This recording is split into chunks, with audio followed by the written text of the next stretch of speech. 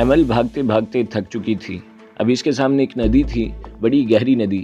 وہ رک گئی۔ اس کی سمجھ میں نہیں آ رہا تھا کہ وہ کرے کیا۔ تیرنا ہی سے آتا تھا پر زیادہ مشق نہیں تھی۔ وہ پلٹی ہی تھی کہ دھواں اڑاتی جیپ اس کے پاس آ کر رکی اور اس میں بیٹھے تینوں افراد اچھل کر جیپ سے اترے۔ ان کے ہاتھوں میں مشین گنیں تھی۔ ایک لڑکی ان میں سے ایک نے اسے مخاطب کیا، شرافت سے جیپ میں بیٹھ جاؤ ورنہ تمہارا وہ حشر کریں گے کہ تم گڑ گڑا کر موت کی بھیک مانگو گی۔ وہ لالچی نظروں سے ایمل کے سراپا کو دیکھتے ہوئے بولے، ان کے ہاتھ لگنے سے بہتر موت کو گلے لگانا تھا۔ یہ سوچ کر ایمل نے دل ہی دل میں کلمہ پڑھا اور دوسری سمت دوڑ لگا دی۔ وہ جان لگا کر بنا سوچے سمجھے دوڑے جا رہی تھی۔ وہ کسی بھی طرح ان ظالموں کے شکنجے میں آنا نہیں چاہتی تھی۔ اس کا خیال تھا کہ اسے بھاگتا دیکھ کر وہ شیطان اسے گولیوں سے بھون دیں گے، اس طرح اس کی عزت بھی محفوظ رہے گی، مگر وہ غلط تھی۔ وہ تینوں ایمل کو بھاگتا ہوا دیکھ رہے تھے۔ جانسن یہ تو بھاگ رہی ہے، فائر کھول دوں کیا؟ نہیں، اسے زندہ پکڑنا ہے، جانسن نے جواب دیا۔ ٹھیک ہے پھر جیپ میں بیٹھو، اسے 1 منٹ میں پکڑ لیتے ہیں، دوسرا ساتھی بولا۔ بہت دن ہو گئے ہیں کوئی شکار نہیں کیا ہے، کیا خیال ہے اسے پکڑ کر پہلے ہم شکار کر لیں پھر کیمپ میں لے جائیں گے؟ ادھر کسی کو کیا پتہ چلنا ہے، ویسے بھی ہائی کمانڈ نے بھی تو یہی کرنا ہے، جانسن خباثت سے بولا۔ جیپ ادھر ہی چھوڑ دو تاکہ ٹریکر سے وہ ہماری حرکت ٹریک نہ کروائیں، پہلا ساتھی بولا۔ وہ تینوں ہنستے ہوئے جیپ سے اترے اور بڑے بڑے قدم اٹھاتے ہوئے ایمل کی سمت دوڑنے لگے۔ یہ ان کا علاقہ تھا، وہ اس کے چپے چپے سے واقف تھے۔ تھوڑی ہی دور جا کر انہیں ایمل بھاگتی ہوئی نظر آ گئی۔ وہ تیزی سے لپک کر اس کی سمت بڑھے۔ دونوں جیپوں کے روانہ ہونے کے بعد کیمپ کا آہنی دروازہ بند ہو چکا تھا۔ تیمور بڑی احتیاط سے چاروں جانب دیکھتا ہوا باہر نکلا۔ اسے جلد از جلد وارننگ سٹار تک پہنچ کر کیمپ کے اندر لگائے کیمرے اور بگ ایکٹیویٹ کرنے تھے، مگر اب یہ لڑکی انداز سے تو مسلم اور پاکستانی لگ رہی تھی، اس کا تعلق انڈیا سے بھی ہو سکتا تھا، مگر اس وقت یہ سب سوچنے کا وقت نہیں تھا۔ وہ اس لڑکی کو ان ظالموں کی گرفت سے بچانا چاہتا تھا۔ بڑی احتیاط سے مٹی کے تودوں کی آڑ میں چھپتا چھپاتا وہ ندی کی جانب بڑھ رہا تھا۔ آگے جا کر ریتلا میدان شروع ہو گیا تھا۔ وہ اب ناک کی سیدھ میں چل رہا تھا۔ ایمل دوڑے چلے جا رہی تھی۔ جب اسے ٹھٹک کر رکنا پڑا، وہ تینوں شیطان اسے گھیرے میں لے چکے تھے اور اب آہستہ آہستہ اس کے جانب بڑھ رہے تھے۔ ایمل کے چہرے پر خوف کی پرچھائیاں چھا گئی تھیں۔ اس نے ان تینوں کی طرف دیکھا اور پھر اچانک سے 2 افراد کے درمیان موجود فاصلے کا فائدہ اٹھایا اور اس فاصلے کے درمیان بھاگنے لگی تھی کہ جانسن نے ایک جست لگا کر ایمل کو بازو سے پکڑ لیا تھا۔ ایک فلک شگاف چیخ ایمل کے منہ سے نکلی۔ جانسن نے تیزی سے اس کے منہ پر ہاتھ رکھا۔ پہلی باری میری ہے، میں اسے جھاڑیوں میں لے جا رہا ہوں، جانسن نے اپنے ساتھیوں سے کہا اور ایمل کو گھسیٹنے لگا۔ اچانک سے فضا میں فائر کی آواز گونجی اور جانسن کی گرفت ایمل کے بازو پر ڈھیلی پڑ گئی۔ وہ گولی کا شکار ہو چکا تھا۔ اس کے ماتھے پر گولی آر پار ہو گئی تھی، خون بھل بھل کر کے بہہ رہا تھا۔ ایمل نے تیزی سے خود کو چھڑوایا اور کھڑی ہو گئی۔ سامنے ہی وہ کیمپ والا یہودی سپاہی ان سب پر گن تانے کھڑا تھا۔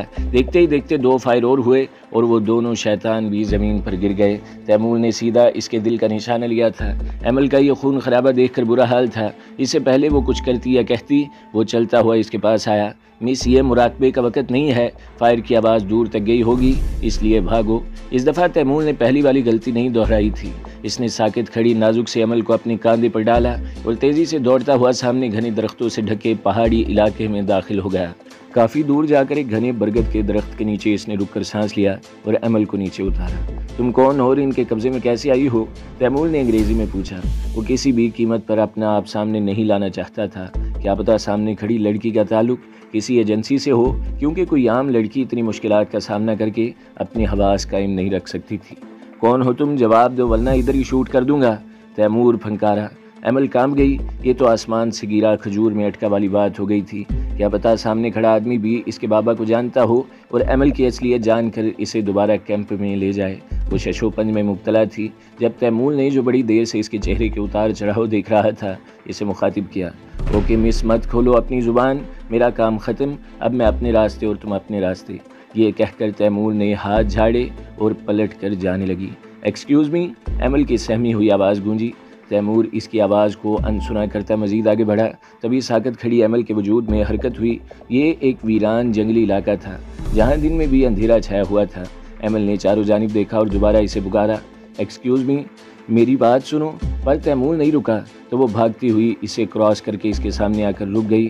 تم کس قدر ظالم انسان ہو، ایک اکیلی لڑکی کو اس جنگل میں اکیلا چھوڑ کر جا رہے ہو، وہ پھولی سانسوں کے ساتھ بولی۔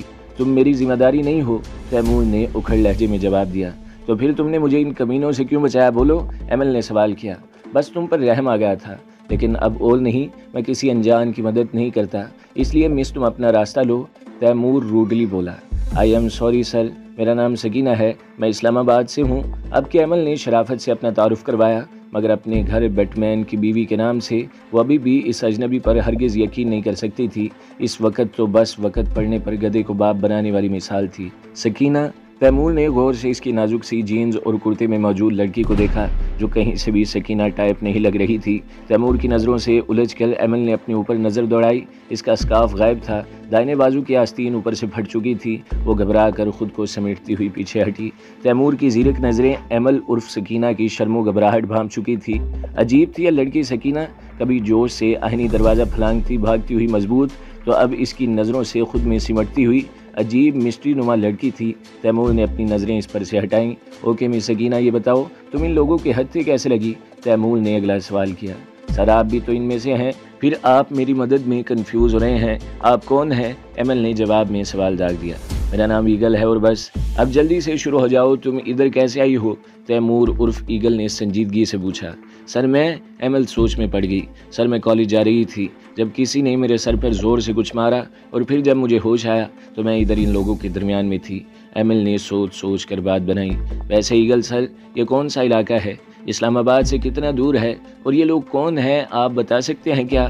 ایگل جو غور سے سکینہ کی بات سن رہا تھا، اچانک چونک کر چوکنا ہو کر کھڑا ہو گیا۔ اس کے حساس کانوں میں ہیلی کاپٹر کی کھڑ سنائی دے رہی تھی۔ سام اپنی کیبن میں نشے میں دھت پڑا سو رہا تھا، اور ٹام جسے تیمور مردہ سمجھ کر چھوڑ گیا تھا، شدید زخمی حالت میں اپنے ہی خون میں نہایا سیل کے فرش پر بے ہوش پڑا تھا۔ اس نے کیمپ کی سیکورٹی کیمرے 1 گھنٹے کے لیے بند کر دیے تھے، مگر اب وقت تیزی سے گزر رہا تھا۔ 1 گھنٹہ پورا ہو چکا تھا۔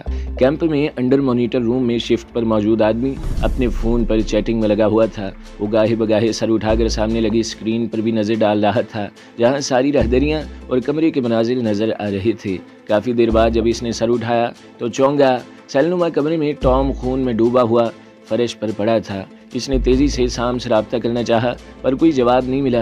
سام کے کمرے کو زوم کیا تو وہ سوتا نظر آیا۔ اب آپریٹر گھبرا چکا تھا۔ اس نے سارے کیمپ کو چیک کیا تو اسے گیٹ پر چڑھتے ہوئے وہ لڑکی ایک کمانڈو نظر آئے۔ اس نے فوراً ایمرجنسی خطرے کا الارم دبایا۔ پورا کیمپ الارم کی چنگھاڑتی آواز سے الرٹ ہو چکا تھا، اور کمانڈو ان چیف نے حالات جاننے کے بعد فوری طور پر 2 ٹیمیں ان مفروروں کی تلاش میں روانہ کروائیں۔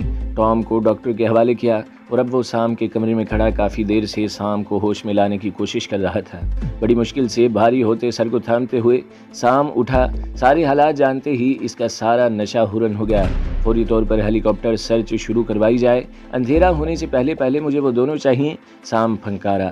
ہیلی کاپٹر کے پنکھوں کی آواز لمحہ بلمحہ قریب آتی جا رہی تھی۔ یقیناً وہ لوگ ان کو پکڑنے کے لیے سرچ آپریشن شروع کر چکے تھے۔ تیمور نے گھنے درختوں سے دور اونچے کھڑے پہاڑوں کو دیکھا۔ مس سکینہ، وہ لوگ ہمیں ڈھونڈتے ہوئے قریب آ چکے ہیں، اور جیسے ہی انہوں نے ریڈار سرچ کی ہم فوری ٹریس ہو جائیں گے، تیمور بولا۔ تو پھر آپ ادھر میرا اور اپنا ٹائم کیوں ضائع کر رہے ہیں؟ بھاگیں۔ ایمل نے بھاگنے کو پر تولے۔ تیمور نے تیزی سے اس کا ہاتھ پکڑ کر اسے بھاگنے سے روکا۔ کیا ہے، روک کیوں رہے ہیں؟ ایمل نے چڑھ کر ہاتھ چھڑایا۔ بھاگنے سے ہم ان کی نظر میں آ جائیں گے، تیمور نے تحمل سے جواب دیا، لیکن کھڑے رہ کر بھی تو پکڑے جائیں گے۔ آپ کا کیا ہے؟ آپ تو خود کافر یہودی ہو، ان کے ساتھی ہو۔ آپ کو تو وہ ڈانٹ ڈپٹ کر معاف کر دیں گے، شاید ایک آدھ گولی مار دیں، مگر پھنسوگی تو میں نا، ایمل جھنجھلائی۔ خاموش، تیمور نے تیزی سے اس کے منہ پر ہاتھ رکھا۔ ہیلی کاپٹر کی آواز ان کے سروں پر منڈلا رہی تھی۔ سکینہ کوئی بے وقوفی نہ کر دے، اس لیے تیمور نے سختی سے اس کے منہ پر ہاتھ رکھ کر اسے اپنی گرفت میں لیا، اور درخت کے موٹے تنے سے چپک کر کھڑا ہو گیا تھا۔ ایک لمحے کے اندر ایک جست لگا کر ایگل اسے اپنی مضبوط گرفت میں دبوچ کر درخت کے تنے سے چپکا کھڑا تھا۔ اس قدر نزدیکی سے ایمل کے اعصاب جھنجھنا رہے تھے۔ اس کی سانسیں ایمل کو چھو رہی تھیں۔ وہ اپنے آپ کو چھڑانے کی کوشش کر رہی تھی جب سر پر سے کاپٹر کی گرج سنائی دی۔ ساکت کھڑی رہو، کوئی حرکت مت کرنا۔ اس کے کانوں میں ایگل کی مدم سی سرگوشی سنائی دی۔ تھوڑی دیر بعد کاپٹر کی آواز مدم ہوتے ہوتے غائب ہو گئی۔ تبھی ایمل نے پوری قوت لگا کر خود کو ایگل کی گرفت سے نکالنا چاہا۔ اس لمحے ایگل نے بھی اپنے ہاتھ ہٹا لیے، جس کے نتیجے میں ایمل منہ کے بل زمین پر ایک جھٹکے سے گری۔ سیریسلی سکینہ، تمہارے ساتھ پرابلم کیا ہے؟ تیمور نے ناخوشگواری سے ایمل کو سہارا دیا۔ اب کس مراقبے میں گم ہو؟ جلدی کرو، وہ لوگ اتنے اطمینان سے نہیں بیٹھیں گے۔ ہم ریڈار میں ٹریس نہیں ہوئے ہیں، اس لیے اب وہ بہت جلد افرادی قوت کے ساتھ اس علاقے کی تلاش شروع کر دیں گے، تیمور آگے بڑھتا ہوا بولا۔ ایمل نے تیمور کے قدموں کے پیچھے چلنا شروع کیا۔ وہ بڑے بڑے قدم اٹھاتا بہت تیز چل رہا تھا۔ ایمل کو اس کے ساتھ چلنے کے لیے دوڑنا پڑ رہا تھا۔ ایگل سر، آپ بہت تیز چل رہے ہیں، ایمل نے آواز لگائی۔ سکینہ بی بی، یہاں سے کیمپ صرف 1 گھنٹے کی مسافت پر ہے، ہمیں جلد از جلد کسی محفوظ مقام پر پہنچنا ہے، تیمور نے اسے آگاہ کیا۔ محفوظ مقام وہ کدھر ہے؟ ایمل نے بے وقوفانہ سوال کیا۔ تیمور نے افسوس سے اس کم عقل کو دیکھا۔ وہ دیکھو، سامنے ان برگد کے درختوں کے جھنڈ کے نیچے پہاڑی ہے، ہمیں اس پہاڑی تک پہنچ کر کسی دراڑ یا غار میں چھپنے کی جگہ تلاشنی ہوگی، تیمور نے تفصیلی جواب دیا۔ وہ دونوں چھپتے چھپاتے چلتے چلاتے جا رہے تھے۔ کافی ٹائم گزر چکا تھا، سرسبز گھنے درختوں کا سلسلہ ختم ہو چکا تھا۔ اب چھوٹی بڑی پہاڑیاں اور ٹیلے تھوڑے تھوڑے فاصلے پر موجود تھے۔ عموماً پہاڑیوں پر شام میں درجہ حرارت گر جاتا ہے، اس وقت بھی دن ڈھلنے کو تھا، ٹھنڈک بڑھتی جا رہی تھی۔ Miss Sakina, do you know climbing? Taimur نے سنجیدگی سے پوچھا۔ ایمل پرسوچ نظروں سے سامنے موجود پہاڑ کو دیکھ رہی تھی۔ ویسے جس انداز سے آپ نے گیٹ کو پھلانگا تھا، بس اسی طرح پہاڑ پر چڑھنا ہے، تیمور نے اس کی ہمت بندھائی۔ دیکھو، دونوں ہاتھوں سے مضبوطی کے ساتھ ابھرے ہوئے پتھروں کو پکڑ کر اوپر چڑھتی جاؤ، جیسے ہی کوئی دراڑ یا غار نظر آئے بس وہیں رک جانا۔ تیمور نے اپنا ایک پیر پتھر پر رکھا اور جمپ لگا کر پہاڑ پر ابھرے پتھروں اور چٹانوں کو پکڑتا ہوا اوپر بڑھنے لگا۔ ایمل نے بغور ایگل کے انداز کو دیکھا اور خود بھی ہمت پکڑتی اس کو فالو کرنے لگی۔ اوپر ایک خاصی بڑی دراڑ تھی۔ تیمور نے اپنا ہاتھ اس کے کنارے پر رکھا اور سلائیڈ کرتا ہوا اندر سے رک گیا۔ اندر سے یہ دراڑ خاصی کشادہ تھی۔ اس نے آرام سے بیٹھ کر گہرا سانس لیا اور سر جھکا کر نیچے دیکھا تو سکینہ بھی قریب آ چکی تھی۔ اس نے اپنا ہاتھ بڑھایا، جسے ہانپتی ہوئی سکینہ نے تھام لیا۔ اس نے بڑے آرام سے سکینہ کو اندر کھینچ لیا۔ ایمل دراڑ کے اندر پہنچ چکی تھی۔ اس کے نازک ہاتھوں پر خراشیں پڑ چکی تھی۔ اندر گھپ اندھیرا تھا، زیادہ جگہ بھی نہیں تھی۔ تھوڑی دیر بعد ایمل کی آنکھیں اندھیرے میں دیکھنے کے قابل ہوئیں تو اسے اپنے بالکل قریب ایک ہیولا سا نیم دراز نظر آیا۔ ایگل سر، آپ کدھر ہیں؟ وہ ہلکی آواز میں بولی۔ مس سکینہ، میں ادھر آپ کے پاس ہی ہوں، ڈرنے کی ضرورت نہیں ہے، تیمور نے اسے تسلی دی۔ ایمل ایک گہرا سانس لے کر نیم دراز ہو گئی۔ دراڑ چھوٹی تھی، کشادہ بھی تھی، پر لمبائی میں کم تھی۔ بیٹھنا یا کھڑا ہونا ممکن نہیں تھا۔ کچھ دیر خاموشی چھائی رہی۔ ایمل بہت دیر تک ایگل کے بولنے کا انتظار کرتی رہی کہ شاید وہ کوئی بات کرے، مگر ہنوز خاموشی چھائی رہی۔ تبھی تھک ہار کر اس نے خود ایگل سے بات کرنے کا فیصلہ کیا۔ ایگل سر، آپ نے بتایا نہیں، یہ کون سی جگہ ہے؟ اندھیرے میں ایمل کی آواز گونجی۔ تم اس وقت فلسطین اور مصر کے بارڈر پر ہو، ایگل نے مختصر جواب دیا۔ کیا؟ ایمل کے منہ سے بے اختیار نکلا۔ اس کی حالت یہ سن کر خراب ہو گئی تھی۔ اس بارڈر کے قصے وہ اپنے بابا سے سن چکی تھی۔ مگر میں تو اسلام آباد میں تھی، کیا آپ مجھے کسی طرح اسلام آباد پہنچا سکتے ہیں؟ وہ امید بھرے لہجے میں بولی۔ تیمور نے کوئی جواب نہیں دیا۔ وہ آنکھوں پر نائٹ زون گلاسز لگائے دراڑ سے باہر دیکھ رہا تھا۔ اس کا ذہن ادھر سے بحفاظت نکل کر 4 میل دور وارننگ سٹار تک پہنچنے کی کیلکولیشن کر رہا تھا۔ اب ایسا بھی کیا نخرہ کہ بندہ سوال کا جواب بھی نہ دے؟ ایمل اردو میں بڑبڑائی۔ تیمور نے بغور اس کی بڑبڑاہٹ سنی مگر اپنے کام میں مصروف رہا۔ ایگل سر، میں آپ سے بات کر رہی ہوں۔ اب کہ ایمل زور سے بولی، اس کی آواز گونج اٹھی تھی۔ بے وقوف لڑکی، پہاڑوں میں آواز گونج کر دور تک جاتی ہے اور وہ لوگ ہمیں ڈھونڈنے میں لگے ہیں، اپنا منہ بند رکھو۔ وہ دھیمے سے گرایا۔ سوری، ایمل نے بجھے بجھے لہجے میں سرگوشی میں کہا اور چپ ہو گئی۔ سعودی فوجی علاقے میں کرنل شاہد کنٹرول روم میں موجود تھا اور وائرلیس کے ذریعے مسلسل تیمور کو رابطہ کرنے میں لگے ہوئے تھے، پر اس کی فریکوینسی آف آ رہی تھی۔ تیمور کے کیمپ میں لگائے بگ کام کر رہے تھے اور انہی بگز کی وجہ سے یہ پتہ چل پایا تھا کہ اب ان کا اگلا نشانہ مصر کی سرحد ہے۔ کرنل، ہمیں ہر قیمت پر ان یہودیوں کو روکنا ہوگا۔ بہتر ہے یہ کیمپ ہی برباد کر دیا جائے، اس سے ان کی توجہ مصر سے کچھ عرصے کے لیے ہٹ جائے گی اور ہمیں وقت مل جائے گا۔ سعودی شہزادے نے کہا۔ جناب، یہی نہیں بلکہ ہمیں ان کے تمام ٹریننگ کیمپ ڈھونڈ کر تباہ کرنے کا سلسلہ شروع کرنا ہوگا، کرنل نے سنجیدگی سے کہا۔ وارننگ سٹار کو آرڈر دیا جائے کہ اب بگز کی ضرورت نہیں، 1 ہفتے کے اندر اندر یمن سے مصر تک جاسوسی پرواز کر کے ان کیمپ کو بم گرا کر تباہ کرتا جائے۔ سعودی رہنما نے حکم دیا۔ مس سکسینہ، تمہارے پاس 4 گھنٹے ہیں، جتنا آرام کرنا ہے کر لو، پھر رات میں ہمیں یہاں سے نکلنا ہوگا۔ تیمور کی سرگوشی سنائی دی۔ ایگل سر، کیا آپ کسی طرح مجھے اسلام آباد پہنچا سکتے ہیں؟ ایمل التجائیہ انداز میں بولی۔ نہیں، تیمور نے 2 ٹوک جواب دیا۔ پھر میرا کیا ہوگا؟ میں گھر کیسے جاؤں گی؟ اب کہ وہ روحان سی ہو گئی۔ مس سکسینہ، میں تمہیں کسی مسلم آبادی میں چھوڑ دوں گا، وہاں سے تمہیں اپنا راستہ خود تلاش کرنا ہوگا، تیمور نے جواب دیا۔ یہ سب کیا آپ مجھے بتائیں گے کہ یہ کون لوگ ہیں جن سے ہم چھپ رہے ہیں؟ ایمل نے گزارش کی، وقت تو کاٹنا ہے اور تم نے سوچ لیا ہے کہ نہ خود آرام کرو گی اور نہ مجھے کرنے دو گی۔ تیمور نے گہری سانس لی۔ یہ یہودی ہیں، تم ان کے کیمپ سے بھاگی ہو، اب تم ادھر کس لیے لائی گئی ہو؟ یہ تو تم ہی بتا سکتی ہو، تیمور نے کہا۔ ایگل سر، یہودی تو بہت ظالم ہوتے ہیں، ان کا تو کوئی دین ایمان نہیں ہے، خواہ مخواہ ہم مسلمانوں کے پیچھے پڑے ہیں، ہو سکتا ہے مجھے بھی مسلمان سمجھ کر اغوا کیا ہو۔ ایمل بولی، ہاں تم تو کوئی بہت اہم ہستی ہو نا کہ انہوں نے اپنے ایجنٹ پاکستان بھیج کر تمہیں اغوا کروایا ہے، تیمور تب کر بولا۔ اور رہی بات یہودیوں کی، تو یہ قوم اپنے مذہب اور عقیدے کی بہت پکی ہے۔ یہودی اپنی روحانی پیشواؤں سے آج بھی گہری وابستگی رکھتے ہیں، یہی وجہ ہے کہ ان کے مذہبی جذبات اس صدی میں بھی شدت سے پائے جاتے ہیں۔ وہ آج بھی نمازیں پڑھنے، روزے رکھنے اور حلال گوشت کھانے میں شدت پسندی کا رویہ اختیار کیے ہوئے ہیں۔ دنیا بھر میں پھیلے ہوئے یہودیوں کی تعداد فی زمانہ 1.5 کروڑ کے لگ بھگ ہے، جن میں سے 48 لاکھ خود اسرائیل میں بستے ہیں۔ ظاہر ہے کہ نہ تو یہ زمین ان کی تھی اور نہ یہ مکانات ان کے تھے۔ دنیا بھر میں رائندے درگاہ بنے ہوئے ان یہودیوں کو عرب میں باقاعدہ سازش سے بسایا گیا۔ انہوں نے شب خون مار کر فلسطین پر قبضہ کیا، اور آج عالم یہ ہے کہ یہ یہودی ریاست 1947 کے بعد سے مسلسل توسیع پذیر ہے اور اس کی سرحدیں آئے دن پھیلتی چلی جا رہی ہیں۔ یہ 9/11 کا حادثہ تھا، جس کے بعد دنیا کو پتہ لگا کہ کرۂ ارض کا امن تباہ کرنے والے تو اصل میں یہودی ہیں۔ اس سے پہلے یہودی سازشوں کا اتنا گہرا تدارک شاذ و نادر ہی کسی کے پاس تھا۔ دنیا کی تمام قوموں کے مقابلے میں یہودی انتہا درجے کے ذہین اور دور اندیش ہیں۔ ان کی دور اندیشی کے لیے صرف ایک واقعہ پیش کرنا کافی ہے۔ آپ صلی اللہ علیہ وآلہ وسلم نے آج سے 1500 سال پہلے فرمایا تھا کہ آخری وقت میں یہودیوں کو قتل عام سے کہیں پناہ نہ مل سکے گی، البتہ ایک درخت الغرقد انہیں چند سانسوں کے لیے پناہ دے گا۔ آپ صلی اللہ علیہ وآلہ وسلم نے فرمایا تھا کہ یہ درخت بیت المقدس میں بہت زیادہ ہوتا ہے۔ آج یہودی اسرائیل میں ایسے ہزاروں درخت پیشگی لگا رہے ہیں جو حضرت عیسیٰ علیہ السلام کی آمد کے بعد بقول نبی صلی اللہ علیہ وآلہ وسلم ان کے لیے محض چند سانسوں کی پناہ گاہ کا کام دیں گے۔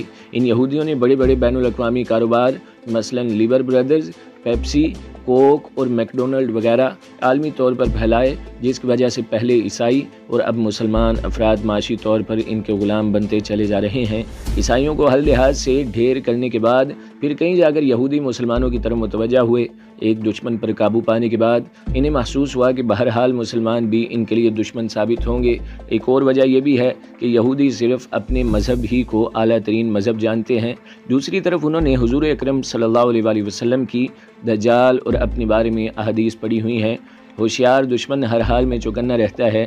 نیز اپنے مسیحا دجال کی آمد کی شرائط میں سے ان کے نزدیک ایک یہ بھی ہے کہ دنیا سے غیر یہودی مذاہب سرے سے ختم ہو جائیں، لہٰذا اب انہوں نے مسلمانوں سے جنگ کا آغاز کر دیا، اور آج وہ بینیا تمام طریقے استعمال کر رہے ہیں، یعنی فحاشی اور ریانی کا فروغ، ملکوں کو قرضوں کی فراہمی، نصاب میں تبدیلی، مذہب میں دراڑیں، میڈیا پر گرفت، علم و فکری تحریریں، حکمرانوں کی خریداری اور بین الاقوامی کاروبار پر گرفت وغیرہ ہیں۔ اس وقت عیسائیوں اور یہودیوں نے ایک دوسرے کے گناہ معاف کر کے صرف ایک بات پر اتفاق کیا ہے کہ مسلمانوں کو مارو جہاں پاؤ، اور یہ کہ ان کی نسلیں تباہ کر دو، انہیں دین سے، ان کے مذہب سے دور کر دو۔ تو دوستو، اگلی قسط سننے کے لیے ہمارے چینل کو ضرور سبسکرائب کریں، ویڈیو کو لائک کریں اور بیل کے آئیکن پر بھی کلک کر دیں تاکہ ہر جو آنے والی ویڈیوز ہیں وہ آپ کو سب سے پہلے ملتی رہیں۔